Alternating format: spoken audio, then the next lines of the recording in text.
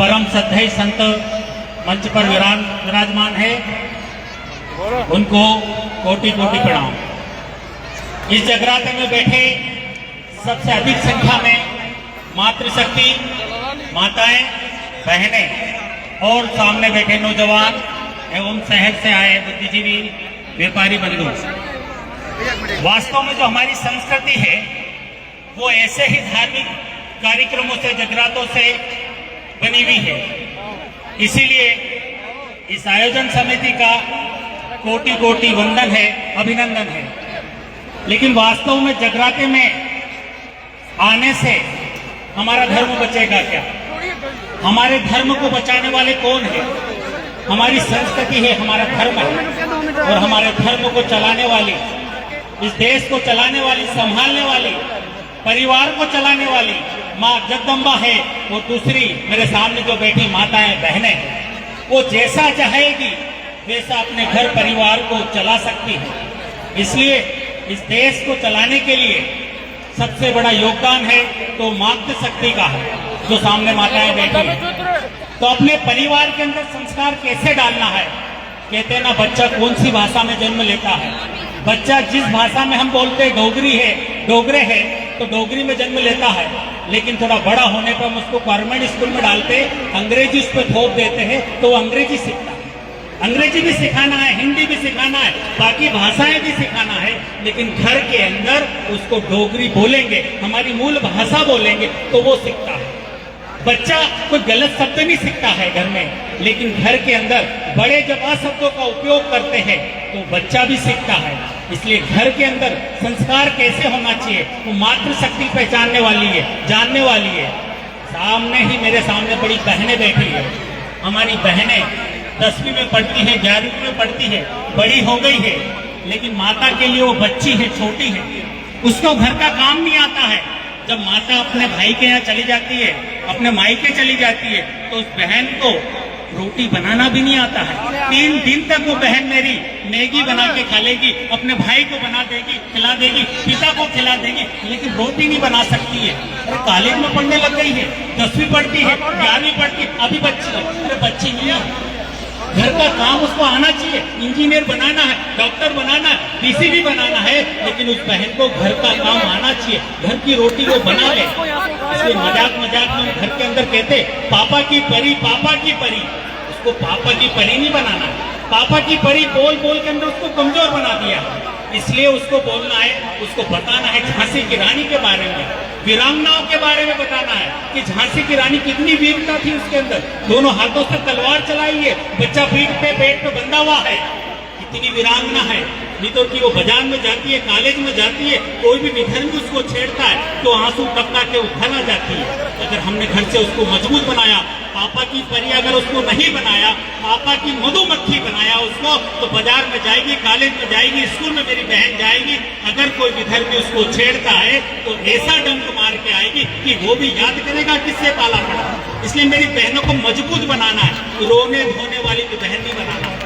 घर की बहन मजबूत होगी तो लव जिहाद जैसी जो बीमारी हमारे समाज में विधर्मियों द्वारा, उससे हमारी बहनें बचेगी। और घर में खुल के बात बेटियों से करना पड़ेगा, बेटों से भी करना पड़ेगा। बेटे को भी बताना पड़ेगा, बेटा बाहर जाता है तू, किसी लड़की को गलत निगाह से देखेगा तो तेरे घर के अंदर भी तेरी जवान बहन बैठी है। जो बेटे से इतना कहेंगे तो वो किसी लड़की की तरफ गलत निगाह से नहीं देखने वाला है।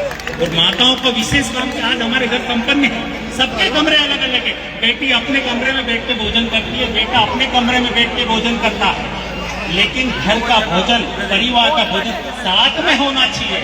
माँ रोज कम से कम एक बार अपनी बेटी की आंखों में आंखें डाल के बात करे, उससे बातचीत करे, तो ध्यान में आ जाएगा मेरी बेटी कोई बात छुपाती है क्या मुझसे। इसलिए कम से कम परिवार में रोज शाम को, दिन का सबका अलग अलग टाइम होता है, लेकिन रात का भोजन कम से कम परिवार वाले मिलकर साथ में करें, किसी के कमरे में नहीं जाए। फिर छोटे छोटे बच्चे हमारे पास, बच्चा दादा दादी के पास जाती है तो माँ आती है, उसका कान पकड़ती है, गाल में मारती है और बोलती है चलो पढ़ाई कर। अरे पढ़ाई कर लेगा, डीसी इंजीनियर बन जाएगा वो। लेकिन घर के अंदर दादा दादी है, नाना नानी है, उनकी जो शिक्षा है, साल 2 साल 10 साल 5 साल के बाद में वो भगवान को प्यारे हो जाएंगे। उनको शिक्षा कौन देगा, उनको संस्कार कौन देगा तो सबसे बड़ा संस्कार देने वाले हमारे घर में हमारे बुजुर्ग है, दादा दादी है, नाना नानी है, उनके पास उसको बैठाना है, उसको पढ़ाई, वो संस्कार चाहिए पहले, उसके बाद में बाहर के। इतना बड़ा शिक्षक कोई विद्वान नहीं है, इतना बड़ा गुरु कोई विद्वान नहीं है जो अपने बच्चे को संस्कार दे देगा। जो हमारे दादा दादी देंगे, जो नाना नानी देंगे, वो संस्कार कहीं नहीं मिलेंगे। इसलिए अपने परिवार के अंदर उनको संस्कार देने का काम भी हमारा ही है। हम जब परिवार देंगे उनको, जब भी हमारा परिवार और हमारा समाज सुखी रहने वाला है। अभी थोड़ा सा संघ के 100 वर्ष है, 100 वर्ष में पंच परिवर्तन सामाजिक समरसता की विषय आता है। हमने सुना है, बड़ी सारी घटनाएं देखी है, कठुआ की देखी है, जम्मू की देखी है कि छुआछूत के कारण, ऊंच नीच के कारण हमारे ही बंधु रामकृष्ण को मानने वाले वो ईसाई बनने जा रहे हैं। इधर भी जो पंजाब से आ रहे हैं, केरल से आ रहे हैं, वो हिंदुओं को ईसाई बना रहे। इसलिए इस वर्ष में हमें सामाजिक समरसता फैलाना है, अपने हिंदू बंधुओं को अपने घर में लाना है और माता बहनें अपने घर को, अपने परिवार को जैसा चाहेगी वैसा बना सकती है। इसलिए हमारे घर में कहा है कि पहली रोटी किसकी? गाय माता की। आखिरी रोटी किसकी? कुत्ते की। लेकिन जल्दी जल्दी में पहली रोटी हमने किसको खिला दी? पति देव को खिला दी। बेचारा गाय जैसा बन गया, सीधा सच्चा। आखिरी रोटी किसकी है? वो कुत्ते की थी, आखिरी में मैंने खा ली। तो रोज घर में एकाची लड़ाई होती है। इसलिए 2 रोटी कम से कम, पहली रोटी गाय माता की और दूसरी आखिरी रोटी कुत्ते के लिए निकालना। घर के अंदर सामाजिक चित्र रखना। हमारे यहाँ कहा गया है कि गर्भ के अंदर भी संस्कार है। मेरी माता बहनें कम से कम, जो गर्भवती माता बहनें हैं, वो क्या देखती है टीवी के अंदर? कभी सौतन, कभी सहेली, ऐसे धारावाहिक देखेगी तो आने वाले बच्चे के ऊपर भी वही संस्कार होगा। इसलिए उस बहन को उस समय रामायण देखना है, महाभारत देखना है, धार्मिक चित्र देखना है, महापुरुषों के चित्र देखना है, अच्छी अच्छी बातें करना है। और किचन के अंदर कम से कम टीवी ना हो, नहीं तो कि भोजन बनाते समय, आटा गूंथते समय जो रस उसके अंदर आएगा, जैसा हम सोचेंगे वो खाने वाले के ऊपर भी होगा।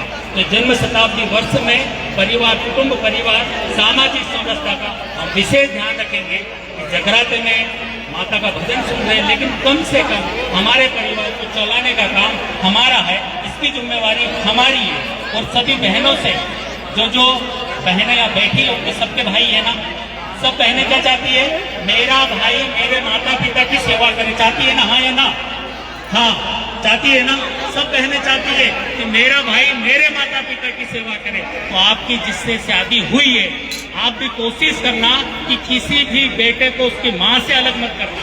अगर आपने भी किसी बेटे को उसकी माँ से अलग किया है तो आपका भाई भी आपके माँ बाप से अलग हो जाएगा।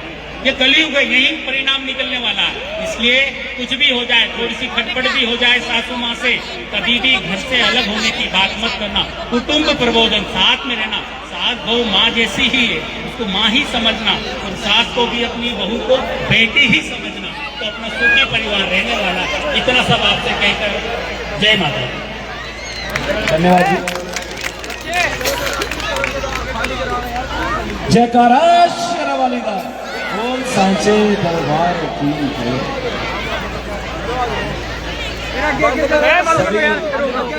भक्तजनों से अनुरोध है कि वो रास्ता छोड़ दीजिए। भक्तों, पिछले कुछ वर्षों से हम लोग देख रहे हैं कि कहीं ना कहीं किसी न किसी रूप में हमारे सनातन का मजाक उड़ाया जा रहा है। हमने देखा रामलीला के अंदर, बहुत सी रामलीला के अंदर हम लोगों ने सोशल मीडिया के जरिए देखा कि राम भगवान को वो इस तरह से पेश कर रहे हैं कि राम भगवान नृत्य कर रहे हैं। जागरण के अंदर देखा लोग आइटम करवाते हैं। तो मैं उन सबको एक मैसेज देना चाहता हूं कि ये हमारे शब्द हैं, राम भगवान है, हम इनको भगवान के रूप में ही आपके सामने लाएं तो अच्छा है। तो आज हमारे अहोभाग्य 16 वर्षों के बाद प्रभु राम खुद चलकर यहाँ पे आ रहे हैं। मैं चाहता हूं सब हिंदू एक बार ताली बजाकर इनका स्वागत कीजिए। मेरे प्रभु राम माता सीता, लक्ष्मण और हनुमान जी के साथ आप सबके मध्य में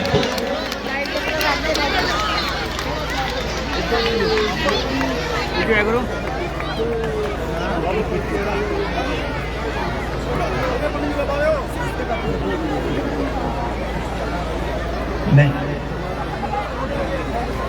जयकारा चंडिका बोल सांचे दरबार की। तो मर्यादा पुरुषोत्तम राम स्वयं चलकर आपको दर्शन देने के लिए आ रहे हैं। आप चुपचाप बैठे हैं। एक बार जोरदार तालियों के साथ स्वागत तो कीजिएगा जिन्होंने मर्यादा का पाठ समझाया। मां के छोटे से आह्वान पे 14 वर्ष का वनवास जिसने सह लिया, वो स्वयं चलकर आपके इस पंडाल में आ रहे हैं। तो आपकी जोरदार तालियां होनी चाहिए। अर्धांगिनी माता सीता है उनकी, जिन्होंने सचमुच हर सुख दुख में उनके साथ खड़े रहे। और बंधु बांधव जो भाई का प्रेम है वो लक्ष्मण भ्राता भरत उन्होंने सिखाया। तो इस स्वरूप को अपने अंदर बसाकर तो देखो। सभी जोरदार तालियों के साथ ये स्वरूप है जो सचमुच में मर्यादा स्वयं झलकती है। ये सही कहा सुनीत भाई ने कि आजकल हमारे सनातन में जितने भी पात्र हैं उनका मजाक तो उड़ाया जाता है, पर अगर सच्चे मन से उनकी और आप ध्यान से देखो तो स्वयं वो स्वरूप स्वयं प्रकट होकर जब आपके सामने आता है, आपकी वो आंखें हैं, आपके वो भाव हैं, किस भाव से आप इनको देख सकते हैं, निखार सकते हैं, इनका आदर सत्कार कर सकते हैं।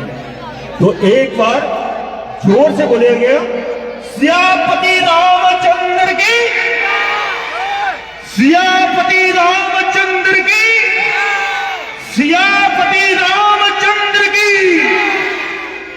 जय जय श्री राम, जय जय श्री राम, जय जय श्री राम। तो ये सब लोग आपकी सनमक सनातन धर्मसभा नाटक मंडली द्वारा ये प्रस्तुत आप सभी के सन्मुख ये दर्शनार्थी स्वयं भगवान राम, माता सीता, लक्ष्मण जी और परम भक्त भगवान राम के श्री हनुमान जी और मेरा आदर सहित सुदर्शन पुजारी जी से अनुरोध है कि वो मैं वहीं पे आऊं या वो खुद पंडाल में आए, मुझे जो आदेश हो।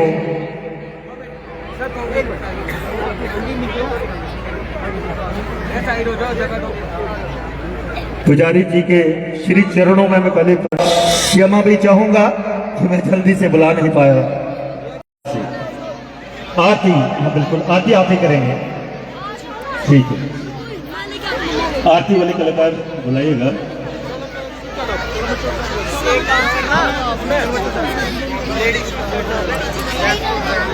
सुनीत जी आरती का प्रबंध कीजिएगा।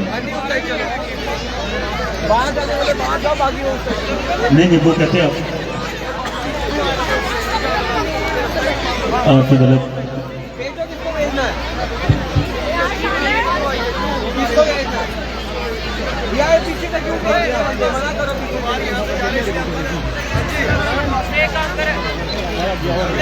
वो अंकल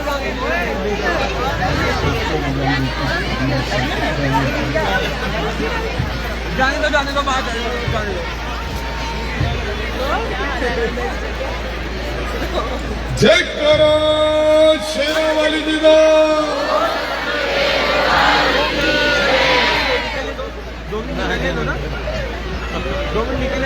हम तो आपके पास कुछ लेने आए थे,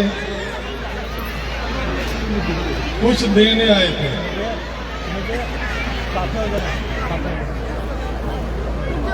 लेके तो हम चले जाएंगे, देख के आशीर्वाद भी आपको चले जाएंगे, लेकिन जो सबसे बड़ी बात आप सबसे लेने आए थे वो थी आपके मुख से निकली हुई जय माता दी, लेकिन उसमें भी आप कंजूसी कर रहे थे। पूरे जोश के साथ जयकारा शेरा वाली विदा।